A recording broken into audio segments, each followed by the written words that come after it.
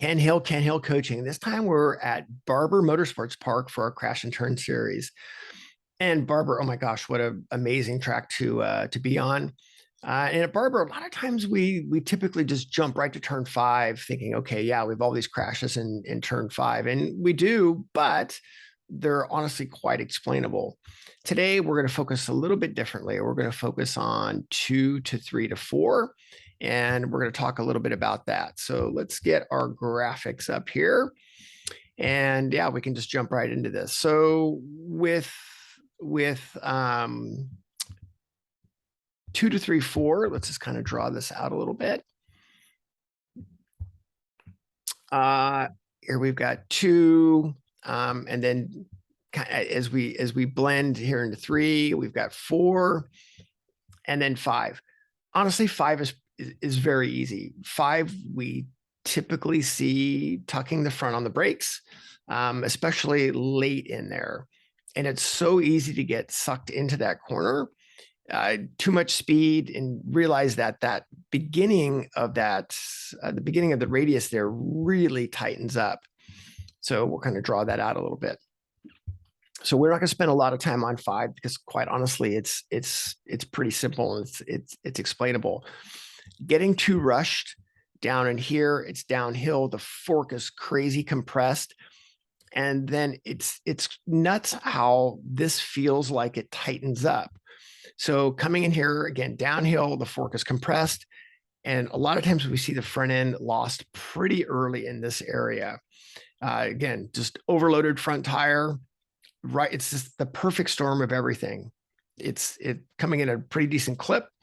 It's downhill, and again, this beginning of this radius tightens up. So not a lot to talk about right there, just because we kind of know what's happening with the crashes there. The ones that are really interesting, the corner that I find fairly fascinating that we see so many problems with is this 2 to 3 section, and where we see the issues are right here. And even this picture doesn't do the elevation justice as how this starts to roll downhill so much, how this sort of G's out. And then of course how much pavement standing in front of you right here, completely blind, and all you see is a wall of pavement right there. So this is what we see here. Is it's so easy to feel confident on the rear tire here. So what we see is riders that get in here and they simply lose the back. Typically we'll see high sides in this area here. And unfortunately, if you're falling there, it pretty much destroys your motorcycle. It's just, there's so much energy happening right there. The way the bike is compressed and then unloads, and unfortunately, it does destroy motorcycles. Another reason is that the acceleration zone comes very early, and a successful lap here starts with our acceleration zone starting pretty early because of how much this opens up. If you're waiting, you think, well, I really need to, let the track open up and see it.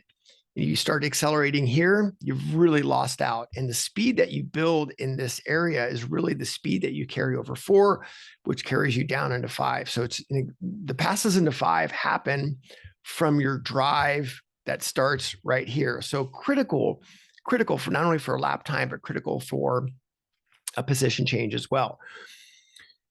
As we come off of this, the issue that we see is you start to drive, and everything's compressed and feeling really good in here.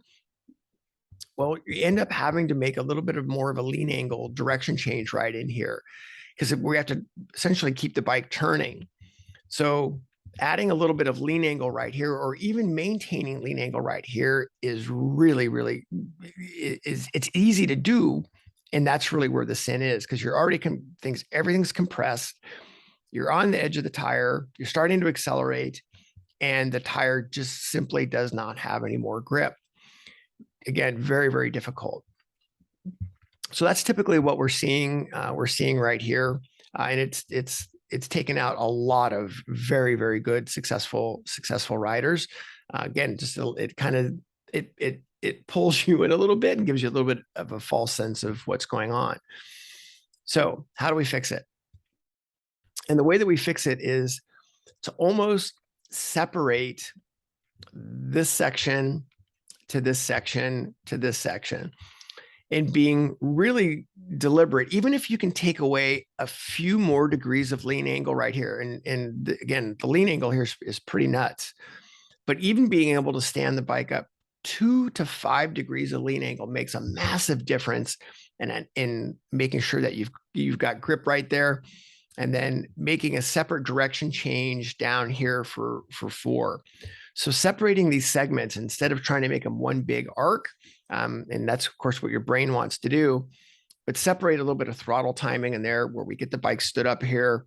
And then again, you're going to let the bike's just going to have to, as you come off here, it's going to have to breathe a little bit to get the bike the direction change done, so we're straighter coming over the hill. So being really deliberate about taking away a few degrees of lean angle.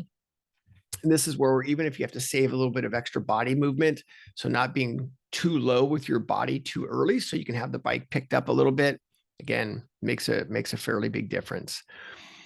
So yeah, this is another diabolical corner, and we typically don't see issues unless it's at a really, really high pace where everything matters, but also fairly explainable as well. So there you go with a little bit of Barber analysis in the Crash and Turn series.